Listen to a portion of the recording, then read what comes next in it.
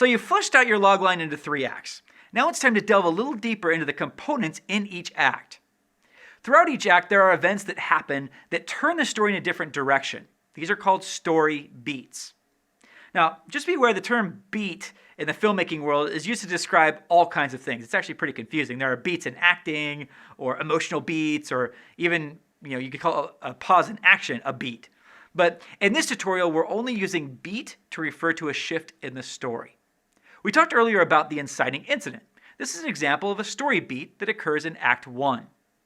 The moment that the protagonist decides to go on the main quest of the film, and we move into Act 2, is also an important beat. Oftentimes when the protagonist is presented their quest in Act 1, they think about and wrestle with it for a little while. They might even flat out turn it down initially. Some authors have called this the debate beat, or the refusal of the call beat. This beat can be powerful because it shows that the protagonist has genuinely considered life without their objective, which makes it much more powerful when they decide to go on their quest to get it.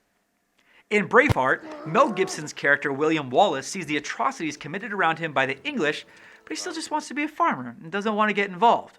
I came back home to raise crops and, God willing, a family. If I can live in peace, I will. Eventually, of course, he'll go on to, fight the English and paint his face blue and yell about freedom. But he doesn't at first. At first, he doesn't want anything to do with it. In The Assurance, we see Cordelia in flashback refusing the call when she rejects her training and doubts Tayani's beliefs. But I just drew it! In the movie Juno, the inciting incident is when the teenage Juno confirms that she is pregnant. There it is. She initially decides to have an abortion, and this is the refusal of the call beat. She then changes her mind and decides to give her baby up for adoption, which is the beat that begins Act 2 and the main plot of the film. In Act 2, the protagonist usually goes after their objective, and this is where the movie starts to feel like itself. Indiana Jones starts looking for the Ark, Tony Montana starts selling cocaine, Mikey and the gang start exploring the underground caverns, Jack Torrance starts losing it a little bit. This is the stuff we come to the movie expecting to see, because this is the stuff that usually makes up most of the trailer for the movie. Usually in the middle of Act 2, and usually in the middle of the whole story, actually, there's a midpoint beat. Something happens to really increase the stakes for our hero. And usually once the protagonist hits the midpoint, there's no turning back. In the first Star Wars movie, for example, Episode 4, this is when the rebels rescue Princess Leia. I'm Luke Skywalker, I'm here to rescue you. They made some powerful enemies doing that, and at that point, Luke can no longer go back to life on the farm. The midpoint in The Assurance is when Tayani teaches Cordelia about her powers during the night scene. This happens almost exactly midway through the film, and after Cordelia learns about Tayani's powers, things will never be the same for these two. Another beat that's very common is what is called the all is lost beat. This is usually an event that shakes our protagonist to their core. Their mentor or a family member might die, or a relationship might end, or they lose their job. They usually need help, or they need to dig deep in order to push to victory in Act 3.